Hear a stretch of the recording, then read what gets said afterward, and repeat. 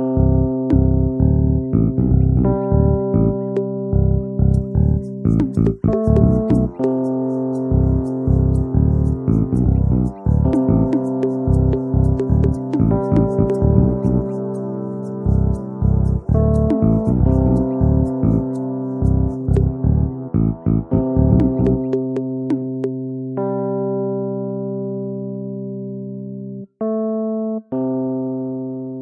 want to first start off by saying big thank you to all the wonderful people who are supporting the Patreon for this podcast.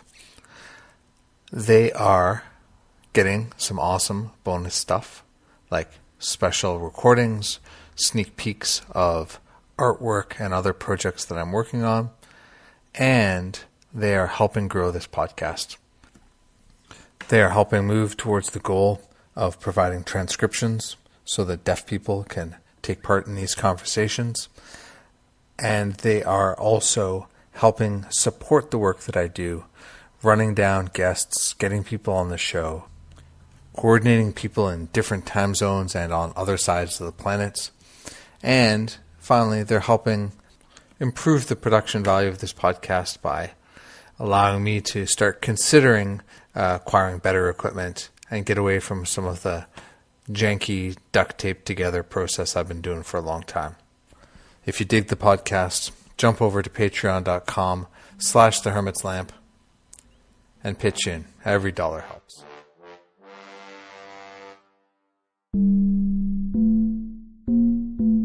So welcome to the Hermit's Lamp podcast.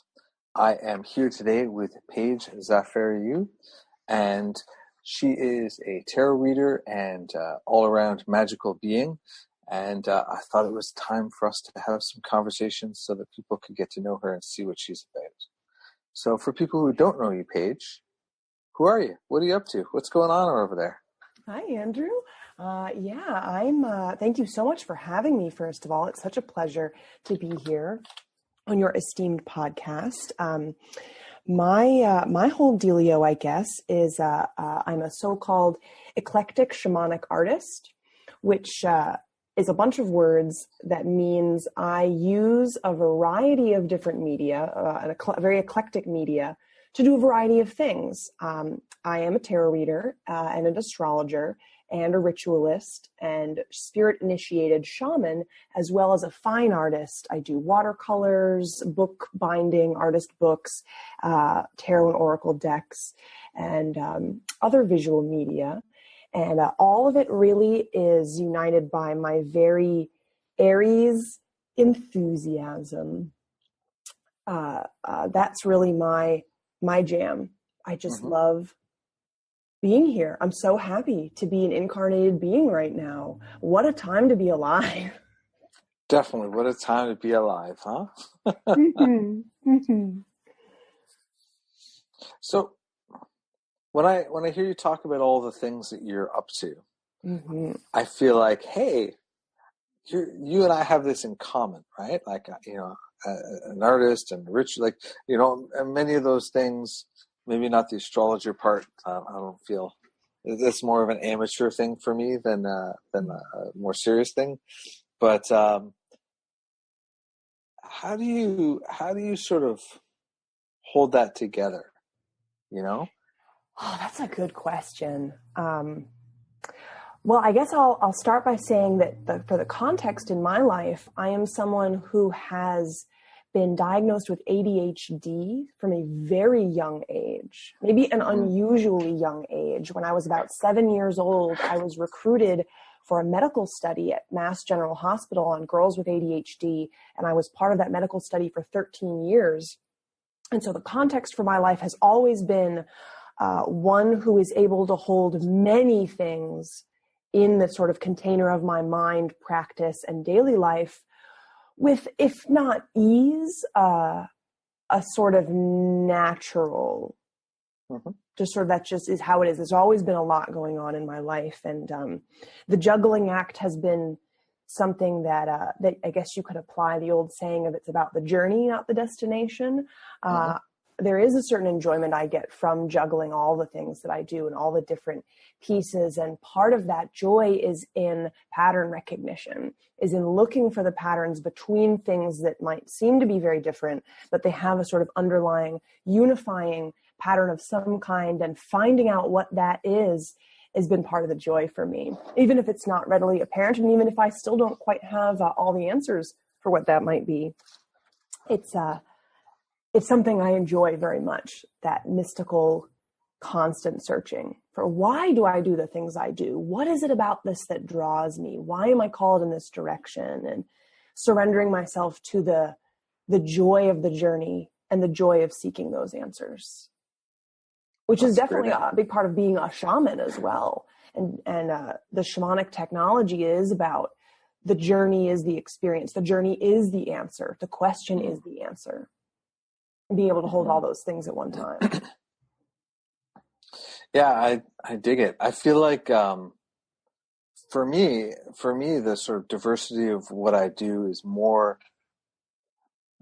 I mean, I think of it as there are just times where applying myself in different ways makes more sense. You know, it's like, oh, what does this person need? Well, they need some art made, and the art will help them get into that space, you know. And for me, it's kind of this sort of constant search, not so much like in terms of a journey, although I mean it's obviously a journey, but more so in the sense of it's a constant search for better ways to articulate and express myself, you know. And I feel like it's about finding those spaces where I'm present and able to be present and share from that place, whether that's cards or art or, you know, any of the other kinds of things that I get into. So yeah, absolutely. So how you said spirit-led shamanism, how did that come about? Like where was the start of that for you? Oh my gosh. I would say the real start of that was when I was about 25, maybe. I was in my early mid-20s. I was really starting to deepen my relationship to the tarot, and it all started when I got this tarot deck, the Wildwood Tarot, which you are probably familiar with. And it's a very druidic, kind of shamanic deck, and it started drawing me in towards the path of shamanism. And I really felt called to explore that more and began to educate myself. And I basically called up my parents and said, you know, Mom, Dad, I think I want to be a shaman. And they said, oh, that's really funny. You were baptized by a shaman woman when you were a baby. I said, oh. Imagine that. Imagine that. So I began to explore more deeply. And then after a couple of years, in early 2015, I experienced shaman sickness.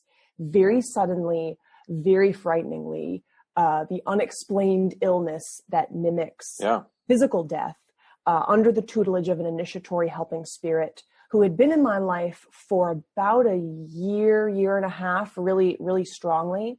And it all suddenly came together. And the shaman sickness has been coming kind of in waves, deepening every year or so. I'll have another, but I just actually very recently experienced another level of shaman sickness. And so when I say spirit-led initiation, that's what I mean. I have a helping spirits who are not physical human people, but on the spiritual level, who are guiding me through these initiatory experiences, teaching me some more shamanic technology, helping me encounter the different cases, the different problems that will come across my path for me to really engage with on the shamanic level. And so there wasn't, other than the woman who baptized me when I was a baby, there really wasn't an incarnated human person guiding me on this path, other than the teachers and authors whose works that I've read, whose writings I've engaged with, whose teachings I've engaged with.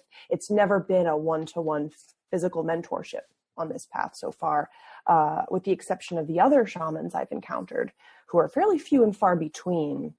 The shamans who've encountered shaman sickness thrust upon them unexpectedly, and gone through that journey as well. How did you know that it was shaman sickness? Like what differentiated that? One of the, I don't know if this is called cop-out answer, but I just sort of knew on one level. That was the first level. I just sort of knew this is something not entirely physical. There's something really deep happening here. And part of how I knew were the clues that later when I encountered other shamans who'd experienced the same thing, we were able to compare notes and say, okay, now I see what's really happening here. Some of those signs included increased encounters with spirits of the dead, very intense encounters with spirits of the dead, symptoms of spiritual attack, the presence of the initiatory helping spirit and some of the plant helping spirits associated with that spirit. The complete unexplained nature of the illness. There was no, each time it's happened, there's been really no traceable source. It just sort of happened. And then all the messages, signs, and omens that I was receiving during the periods around that time that made it clear, like, you're going through an initiatory experience here.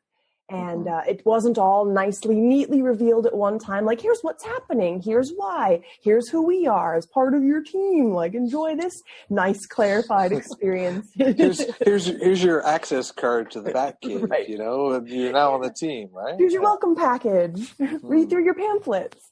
Wouldn't that be nice? But, yeah, so it kind of unfolded over the last couple of years. I really was able to retroactively contextualize it and affirm that which at the time I just sort of knew to be what was happening. Yeah, I think it's always interesting how different ways of knowing fit into these kinds of journeys. You know, there's the thing that we feel at the time, and then there's the sort of deeper moments of clarity that come later. That then, as you say, sort of trickle backwards, you know? Yeah. And, you know, like when I got initiated in the Orisha tradition, one of the things that they talked about was the fact that these spirits had been with me since childhood, you know, guiding me and looking out for me.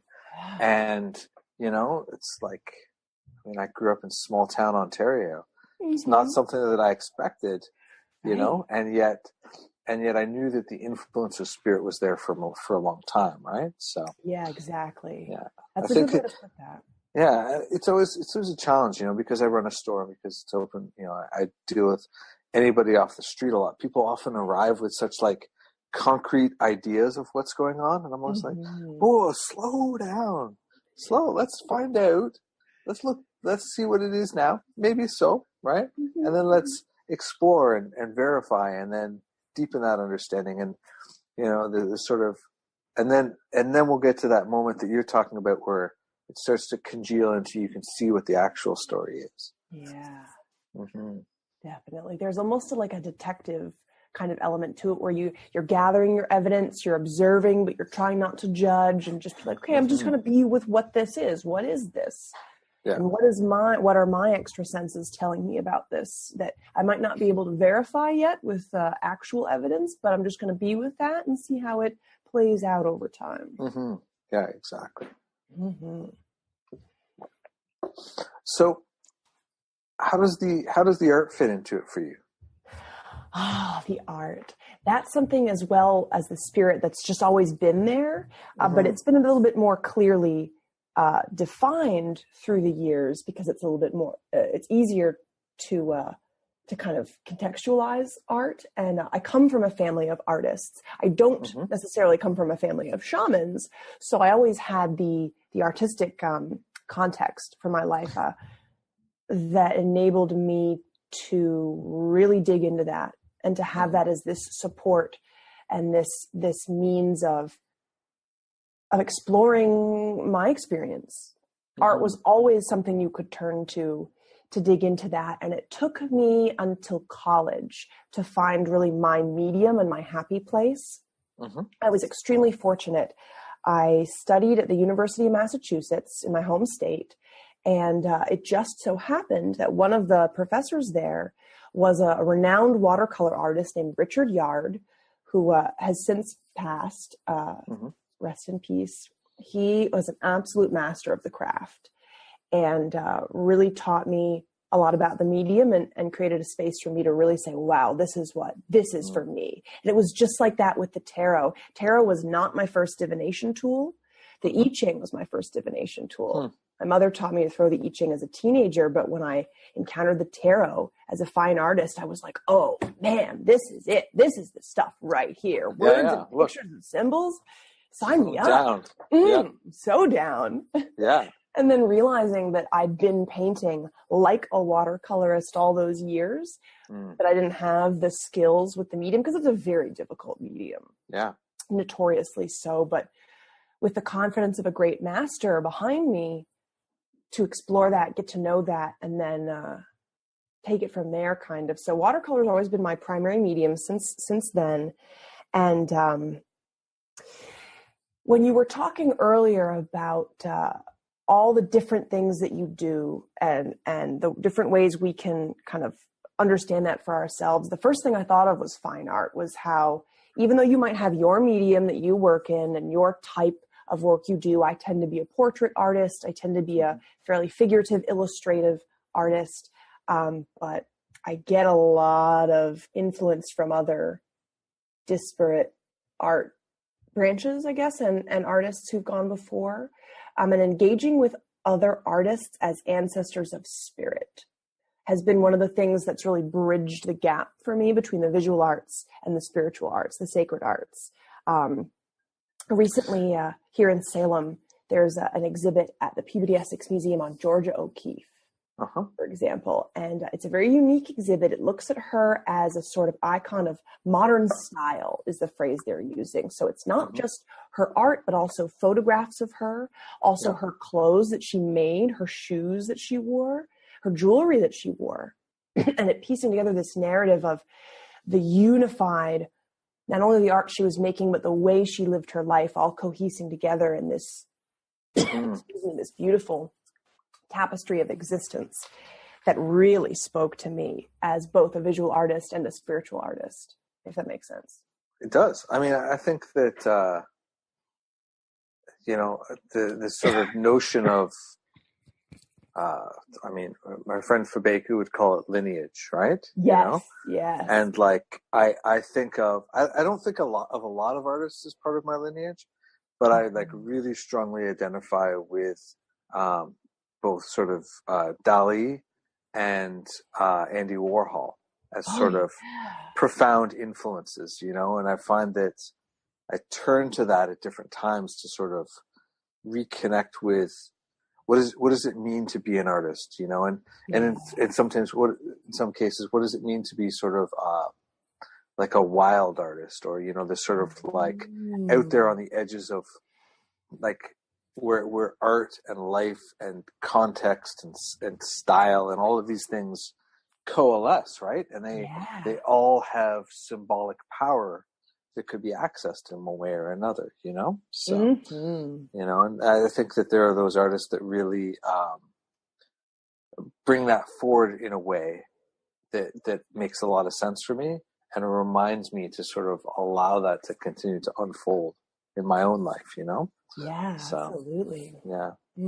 I always find it interesting how art and artists find their way, I started out, I used to paint figuratively, and then I went to art school and did sort of a lot of postmodern sculpture. And then I was basically like, screw all that business. I hate it. And then I didn't make art for a long time.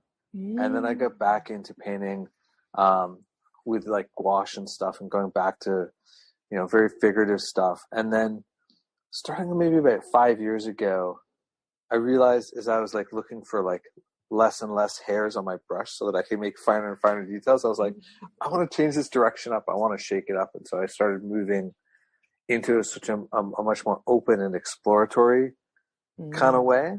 And, so I made some art for a show that's opening in Elora in Ontario next week on the tarot card, The Lovers. It's by Shelley Carter. So who did the Elora tarot deck and is a wonderful tarot person and artist, and previous guest of the show. And, and when I showed the work to to her and a few other people, they're like, they reminded them of like Basquiat and that. So there's just sort of like a long journey from, sort of figurativeness to this very sort of loose and colorful and, intense and accidental work that, is really fun. And I've also gone digital. So I make all my work on my iPad because I found that having kids made this sort of convenient excuse. I can never get to making art. I'm like, I have an iPad. I can get a stylus. I can do something, So, but so that's definitely an area where the art is the journey for me in some ways. That's where my journey happens because it's rarely a thing that I sit down and think about what it's going to be. I just sit down and start working, and then I allow stuff to emerge. So, yeah. Oh, that's lovely. Mm-hmm. I'm fascinated by the different ways that artists make art. Yeah, for endless permutations. Mm-hmm. Mm-hmm. I've recently, just very recently, relocated to Salem, and one of the first things I did upon moving in was to establish a weekly art night with some local friends, none of whom are very serious, visual artists. But so therefore, watching them work has really shaken things up for me. Yeah. It's been something wonderful, and seeing how they go about their art making with no formal training, with no expectations for themselves, just like a self-styled fine artist. They're just having fun and making marks on paper. And that's been a nice shake up for me. Yeah. Yeah. I think it's really interesting to sort of, have those opportunities to see different ways of working and different people's approaches and stuff. I made a tarot deck last year, which is coming out later this year. So a lot of that in the end became very like, shut up, sit down and make art. You get them done. 22 cards to go, 18 cards to go. You don't feel like it, too bad. Make the art, And it's the thing that I used to think would really kind of quash my inspiration or creativity. But, for me, showing up means everything else that wants to come out will show up too, And so, and I think that it's something that I didn't really understand previously, To sort of push through that process really brought that out in a way that has permanently, I think, changed my relationship to making stuff. So, oh, that's beautiful. Yeah. What I've been finding lately is, in order to get myself psyched up for the big project I'm working on whenever I go to the studio, because this is a big year for me in working on my own tarot decks as well, to take that pressure off myself a little bit, I'll start the day by working on some kind of fun, quote unquote, throwaway project. Yeah. Some text art or some pop culture based art or something just for me or a gift for a friend, and just kind of like working those muscles out, And it's been wonderful fun, and seeing the little things that came out as a result of my warm-up exercises is some of my favorite stuff I've ever made. Funny how that happens sometimes. Exactly. I think that, we need to take things seriously, but we need to not be serious about them while we're taking them seriously. Exactly. Yeah, for sure. So where were you before you moved to Salem? Let's see. I moved around a bit. Right before Salem, I was in Brooklyn for a year. And before that, I was out. I spent 9 months as a hermit in the woods of far western Massachusetts, just hermiting completely out, living all completely alone, making art, figuring some stuff out. And before that, I was in San Francisco for about 5 years and had the most wonderful time. That's where my first shaman sickness happened. That's where I started my business. That's where a lot of really important moving forward stuff happened for me. And as well, that's where art started to happen for me again. I stopped making art a little bit after I graduated from school. I was living in England and having one of those periods. I've noticed in my life, my art will go through these phases where I'll be just sort of absorbing. I'll be in a place like for me, England was so full of experience. I didn't have time to make art. I was too busy soaking it in. And then I left England, moved to California, and started making art about everything that I had just seen and done. Right. Yeah. And it didn't hurt that in the city, I was living with my my elderly artist aunt, who's one of the most prolific artists I've ever met. And she's, full-time artist. And the amount of work she made was just phenomenal. And the amount of exploration she was willing to do was phenomenal. So getting in there with her and really cranking out work and seeing what it looked like to let yourself fail at art every day was really inspirational and really helped get my productivity levels up to the point where I was able to start my business and have things happening every day. And it was such a journey, such a good time. Yeah, it can't always be good, right? Like sometimes it's just like, that's horrible, Yeah. And sometimes like, I remember when I was creating my first deck, which was just a set of majors, and I was trying to do the High Priestess, and I was like, it was the one, like, I think I did like 20 iterations of it before I finally realized what was actually needed to go on, and I was like, oh, okay, that's the answer. I'm going to now I can do it. And then once I sort of, something emerged, and it really was like a letting go, For me, I was doing the premise of my first deck is what happens just before what we're accustomed to seeing, and how does that influence and help us understand the card, right? Why did the fool leave his house, right? Why did the emperor, what is the emperor doing before they get on the throne, right?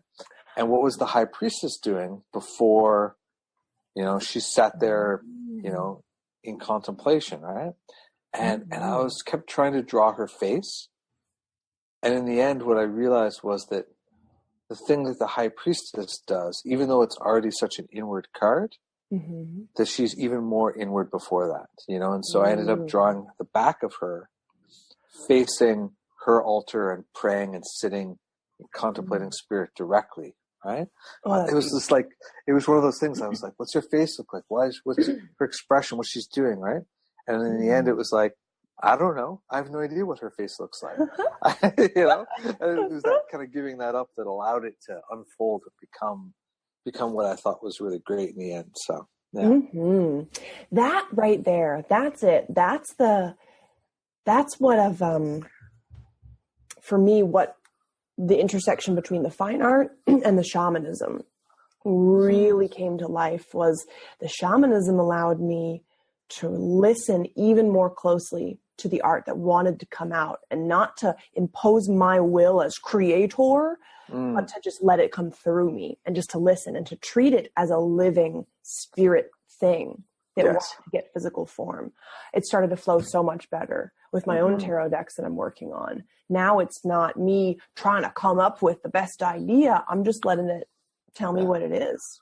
Yeah, for sure. Let me get my smarts on and I'll make something really great, right? Exactly. I look back at, there's an abandoned project that might get resurrected in a new form, but I started this sort of Gnostic, Kabbalistic, esoteric deck, and it's not bad. Like, there's nothing wrong with it, but it wasn't entirely alive either, because it was very, very structured and intellectual, and there are other decks, I think that the Thoth deck and like the Hermetic tarot and stuff, they walk that line where they're still alive and they have those layers of symbolism.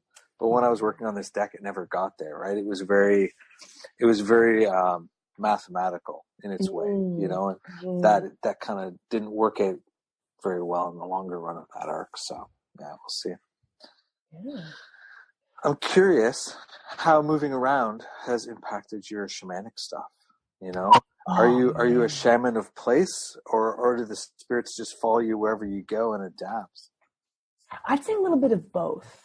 Yeah. The spirits of the land are very much an important part of my practice and my experience. And it's like, this is probably an imperfect metaphor, but it's a little bit like being non-monogamous in romantic relationships, which is my natural bent anyway. And so I have these real deep, important relationships with very different spirits of land, with the UK, with San Francisco, with New England, where I'm from and I'm living again. And to have come back to New England after having been to all these other places and really developed this intense, deep relationship with those spirits of land has been wonderful. The northern shore of Massachusetts is a very unusual place. I don't know exactly why, but it is. And everyone seems to agree. Everyone who's been here, lived here is like, yep, this is weird. This place is weird. There's a lot of weirdos here. It's very uniquely weird. But there's something about having left and come back with more shamanic knowledge that is electric. And I'm still figuring that out. But I love all the spirits of land, and I maintain my identity as a traveler very strongly so that I'm keeping the dialogue open between myself and those lands. And a big part of my regular practice involves obviously, grounding here in the land and grounding everything that I'm doing. All the offerings that I make, all the engagements I have are tapped into the land here and anchored in the land here, or the land wherever I am. And that's always the first thing I do. Move to a new place, ground and anchor in that land, get to know what it feels like under the surface. Yeah. And I carry them with me in this way that's, I don't want to quite compare it to the Borg from Star Trek, but it's this sort of absorption into myself and into my practice that just feels right. And it's like having friends all over the world. I maintain those relationships, even though it's long distance sometimes. I visit them when I can. I still communicate with them since I'm still here on planet Earth, and all those places are here on planet Earth. I can still kind of long distance communicate like, hey, what's up, California? How you doing? Yeah. I'm good. How are you? Yeah. Hey. And seeding those relationships by physically mailing things there sometimes, mailing things to my people who are there. And it feels in a weird way like being a kind of secret agent or something. I'm not sure quite why, but I have that feeling of like, yeah, I've got my agents in all the different places, and we're checking in like, how's the land doing? Oh, is it good? Oh, yeah. You got, okay, I'll do some work for you yeah, okay, cool. Yeah, we're working it. It's all happening. Shh, it's good.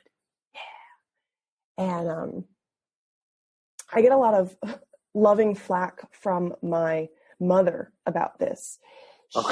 She likes to tease me about being what she calls a serial obsessive. You get hyper fixated on an interest and you just sort of absorb everything you can from it. You absorb it into your very being, and then you kind of like internalize the vitality of that place, that thing, whatever it is, and then you move on. You're like, all right, I absorbed San Francisco. Next stop, New York. What here? All of Brooklyn. So that you're like it's like a spiritual Godzilla, just show up, eat the area, and be like, all right, I got it. I'm ready. Next. Yeah. That's fun. Yeah, I often like check in with the land wherever I end up, Yeah. I mean, not always. It depends on how far I travel and what I'm doing. Like I was away this last weekend, but we were just doing so much structured stuff that I was like, I don't have the time to sleep enough, let alone like connect to what's going on. Right. But when I'm in other places, definitely, and like when I was in China last year, it was one of the first things I did. The first night I arrived was just like, I'm like, I feel so disorientated. I just need to like spend some time connecting with the earth here. Yeah. So I can be here and then do what I need to do for the time that I'm around and working and stuff. So, yeah. Oh yeah. I think it's interesting how spirits can kind of come and go, or like step forward and step back, Yeah, absolutely. Absolutely. And I've noticed the same thing happens with tarot decks. I work with a lot of different decks. I have a huge stack of them right over here on the floor, and they will step forward or step back as needed. Sometimes Tarot of the Cat people just wants to be all up in my face, and that's the only deck I'll read with for weeks or months. And then it'll be like, all right, I've said what I needed to say right now. Move on. And it will step back and it will just sort of stop, working. for me, kind of. And you're like, okay, all right, next. And another deck will step forward and be like, now I want to work with you right now. Or there'll be two of them vying for attention at the same time. And it's the same with the rest of my spirits. They'll step forward, step back. Do you feel the spirits, the cards, have a spirit? Oh, absolutely. Yeah. I feel like each card has a spirit, and then each deck has its own spirit. Definitely. And they're like people as well. You know, sometimes you meet people and you instantly click and it's amazing. Sometimes you meet people and you're like, I just do not get you. I can't read you. I don't know what you're about. You are a mystery to me. And there are decks like that for me. I'll look at them and be like, do not know what you're saying. Can't understand a word of what you're trying to say. Yeah, I feel I run into people who have that way of, or that experience, and it's never really been my experience. So I'm always very curious about it. Because for me, I have one spirit that helps me with reading the cards, and they've been around for the whole time I've been working with cards. But over time, they've basically been like, no, this kind of deck. No, that deck, you know? And so there's been this sort of, literally my guide came forward one time and said, if you'd like to give good readings, then read with the Tarot de Marseille. If you don't care, do whatever you like. But that's where you're going to be better. And I was like, all right.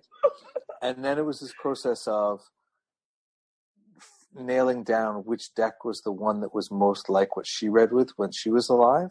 And that was also a process of, okay, so it was the Marseille, and then it was the Jean Noblet, and then it was this photo reproduction of the deck from the Bibliothèque Nationale in France that Joseph Peterson put out.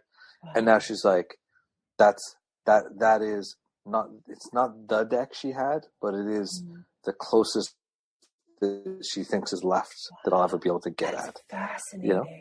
And so it's funny for me because, I mean, I run a store and I teach lots of things. I do lots of different decks kind of for other people and on other people's behalf. But for me, I'm kind of done. You know, when Joseph's deck came out, you know, I just took 3 of them and put them in the drawer on top of the one that I was already reading with, because I was like, that's it. I need to make sure I have enough forever, you know? So, yeah. Wow. That's so cool. So with your approach, though, do you feel like the decks themselves have an entity or a consciousness that you're interacting with? Or are they like the Borg? They're different units that are plugging into your central shamanic hub, as it were, and they're just kind of variable extensions of parts of your consciousness? That's a great question. I feel it may be a little bit of both. Ultimately, my experience of the decks is as these sort of entities, these spirit entities, but those entities themselves feel like a bit of an amalgamation. You know, they are made up of the unique spirit of that deck, the sort of personality of the deck, which itself is made up of each of the cards, and each card has its own entity, and own sort of personality, and its own spiritual, sense of beingness, which may be slightly different or very different depending on the different decks, but each card has its. I can compare it to astrology in a way where you're looking at, you know, everyone has the planet Mars in their chart, but each planet in a different sign has a different flavor. It feels different. It acts differently. It will come across a different way, and it will interact with the rest of those planets and signs and houses in what ultimately equates to a unique personality, a unique expression of being. And that is very much how I encounter the decks, is like people, which is what we are. We're amalgamations of our parents, our lineage, everything we've ever done and seen, as well as our own unique flair and flavor. For sure. Yeah. Neat. I'm always curious because for me in my practice, there's this sort of distinction that I draw between what are sort of object concrete entities in their own right, and what are these sort of other things that are constructs or topography or convenient symbol and language Mm-hmm. that these entities or even parts of my consciousness or unconsciousness might sort of pop on to, to sort of deliver messages or frame the conversation. So I love sort of thinking about these things because I'm always very curious about what it is that's going on when people are working in other styles or other approaches, So, yeah. I suppose my style is very animistic, which has always been my worldview and always been my experience of the world, even as a child. Things are alive and they talk to me and they engage with me. And as a child, it upset me very much when people didn't treat objects with the same respect that they treated people. Certain objects, anyway. I don't know if it was across the board, all objects all the time, but for the most part, things that I could tell had a force of some kind attached to them that would deeply upset me when people did not treat them that way. But of course, as a child, I did not have the vocabulary to share that with other children. Explain to them why it upset me that you disrespected me and this object by cavalierly tossing it about. How dare you, child? How dare you? That rock, it had a lot of things to say. And they're like, give me another rock. I'm like, yeah, but that was my friend. That rock was my friend. You threw my friend away. Yeah. I remember one time as a child, our class was on a field trip to the high school. And it was shortly after the movie The Indian in the Cupboard had come out. And the VHS tapes came with a little plastic Indian from the movie, the replica. And I just was captivated. This little plastic man was like a friend to me. I carried him in my pocket everywhere I went. And one of the bullies in my class, we were in the bathroom, all taking our bathroom break. She grabbed it out of my hands and threw it in the air just as someone flushed a toilet and came out of the stall, and down it went and was flushed away. And all of us just stood there with our mouths open like, I can't believe that just happened. What are the odds that that's where it would land? And I was completely flabbergasted. I had no words to explain the depth of the hurt that had just been done to me. They were like, I'll buy you a new one, whatever. And I'm like, no, you don't understand. That guy, that was my guy. That was the one. That was the one. Yeah. I don't care if it's an identical plastic mold. It's not the same. Yeah. Yeah. Well, there are those things, right?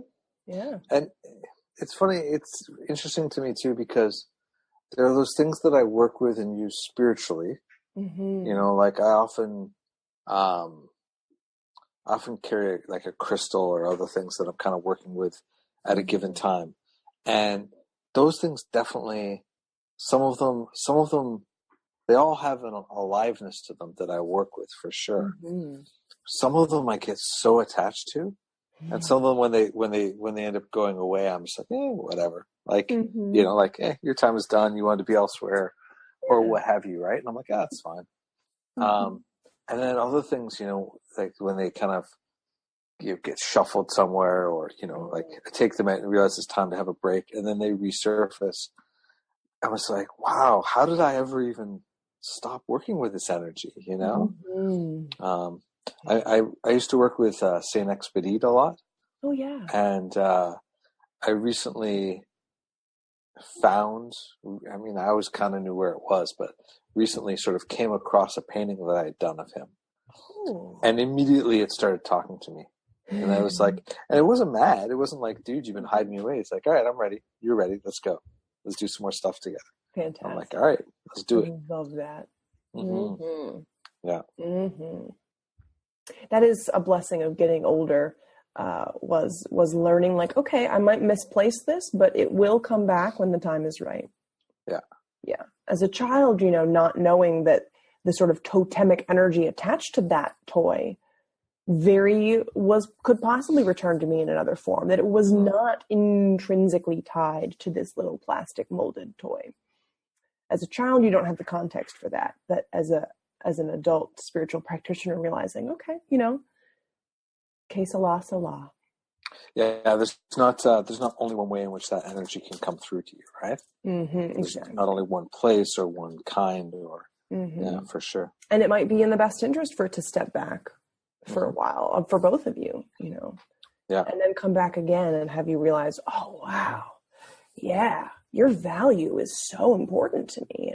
And having that time away really makes you feel that. For sure. Yeah. Do you do a lot of plant ally stuff too? Do you have plants that you're working with? Oh, yes. Oh, yes. It's always been it's not my greatest strength. And it's been a source of great frustration to me my whole life because my mother is a gardener and she has quite the green thumb. She can make anything grow. And I do not seem to have inherited that gift. Yeah. So the living plants in my life that I work with tend to be wild. Wild plants are my main spirit allies. And as well, I work with tea. Tea is my guy. The plant, the Camellia sinensis plant, as well as tisanes and other herbs brewed as tea, both with the tea plant and on their own. And that's been something that has always been tied to my magical and spiritual practice. The year that I really got involved in witchcraft as a young person was the same year that I got introduced to tea, almost within a few months of each other. Yeah. And they were very present as well in my shaman sickness. I had ingested some spirit allies, some plant spirit allies that really were carrying the physical aspect of the illness for me and shifting that perspective. And it's something that I've been deepening in the last couple of years, but is endlessly fascinating to me. And part of what's helped deepen that is creating friendships with some really talented plant shamans and plant workers. In unpacking, I just uncovered my flying ointments from Sarah Ann Lawless, which are some of my favorite tools to work with. It fascinates me the way that plants affect different people different ways, depending on your body chemistry. I know people who cannot drink tea after maybe 2 or 3 p.m. because the caffeine will keep them up. Yeah. I can drink a pot of black tea at midnight and be fine. No problem. And that's also not uncommon against people who have that ADHD True. It can be kind of thing, right? Yeah, exactly. It almost works the opposite sometimes, or it's just like, no problem. Yeah, whatevs. Caffeine, don't know her. Never met her. That's awesome. It's really interesting how we all have places or kinds of things that open more easily to us, Yeah. like whether it's a particular plant or whether it's plants versus minerals versus in your case pigments and water versus whatever, right? Like I think that we have these sort of natural inclinations, and I mean, just like in our astrology chart, sort of sorting them out and finding out where are those fortes and good places to start and so on can be so helpful, Oh yeah, absolutely. And one of the things I do often with clients when I'm working with clients who are seeking to understand their own spiritual gifts better is looking at your childhood. What were you drawn to as a child? For me, it was animals. Animals was my jam. Yeah. And so now as an adult, I find, not coincidentally, that a lot of the shamanic work I do is animal spirit totems, helping spirits who are specifically animals, do a lot of animal retrieval. And it's one of the easiest things for me to do. It can take maybe 30 seconds to go on a shamanic journey and retrieve an animal helping spirit. It is such an easy flow for me, whereas plants and the language of plants is something much more private and personal that I really have to consciously work on and deepen, except for that small handful of plant allies that are just like, you, me, let's do this. Let's go. Ride or die. Exactly. Yeah. That's awesome. Yeah, I'm one of those people. I have a very green thumb. So I grow all sorts of stuff, and actually the pomegranate plant that we have at the store just grew its first pomegranate, which was super exciting. So, it's it's definitely good, and I love to spend a lot of time in my childhood I lived sort of on the edge of town where it was sort of mostly forest between our place and the next place. Lovely. And so I spent a lot of time in the woods just kicking around, playing games with my friends, or just hanging out, you know. And it's something I love to do now. Near the store, there's this nice ravines that run through Toronto. And I just go in there and hang out, and, you know, stuff happens. It's wonderful. And they just start talking, and, you know, yeah. Oh, yeah. The forest. Oh, what a magical place. That's been one of my favorite things about coming back to New England. The woods of New England are really important for me. Really special. Today happens to be the 19 years to the day since the first group ritual I ever did. Wow. Blue Moon, January 1999. I invited a couple of girls from school over to my house. And one of them, her mother must have been Wiccan or something. And she kind of taught us how to do your basic circle casting, call in the quarters kind of thing. And we had a little ritual. We went around the circle, went around the table, took turns saying nice things about each other. And then after some round blue frosted scones, my mother drove us to the woods. And we climbed this abandoned stone tower that's in the middle of the woods by the golf course in my hometown. And I have some photographs. I'm so glad I have actual photographs of us on that tower under the moon with the moon in the background. These little girls having a great time. And those woods really held it and anchored it for that to be the ending of our first ritual ever. And we loved it so much. We were like, you know what? Let's do this again next month on the full moon. How about that? For a bunch of 11-year-olds, that was a pretty good commitment. We managed it for maybe 6 solid months, meaning every full moon. And those woods really were the catalyst. They were It's amazing. The container for that. It was so... There's something about being here and in the trees of this land that's just like, yep, these are like my grandparents.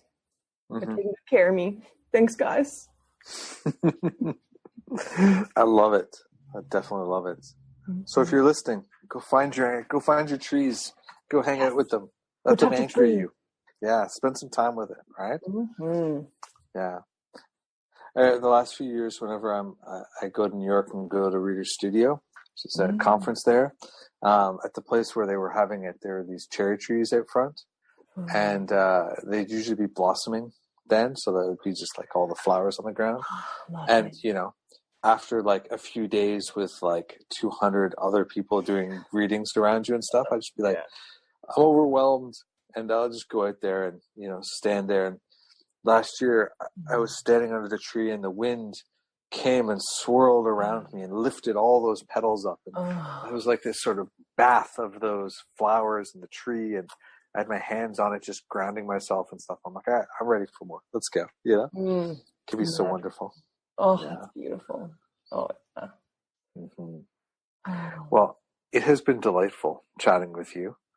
For people who want to follow your orbit and see your art and other wonderful things that you're up to, where should they go? Where are you hanging out online? Well, you can find me on social media at Tarot and Tea. You can also find me on Instagram at Paige Zaferiou, just my name, and at pagezaferiou.com. And that's Paige with an I, and Zaferiou is Zaferiou. And you can remember to spell that because it has all the vowels in alphabetical order. AEIOU. And we'll put a link in the show notes in case it spells just like it sounds, doesn't quite work out. It's true, awesome. Yeah. Well, thank you so much, Paige. It's been wonderful. Thank you so much for having me, Andrew. It's been such a pleasure. Thank you, as always, for listening. I hope you've really enjoyed it. A big thanks to the lovely human beings who have put some wonderful reviews on iTunes for the podcast. Please do consider supporting the Patreon. You know, I sound like a PBS ad, but seriously, even $1 helps. It all adds up towards being able to make all sorts of exciting things happen, both for yourself and for others. So head on over to patreon.com/thehermitslamp or use the link in the show notes. Talk to you soon. Bye-bye.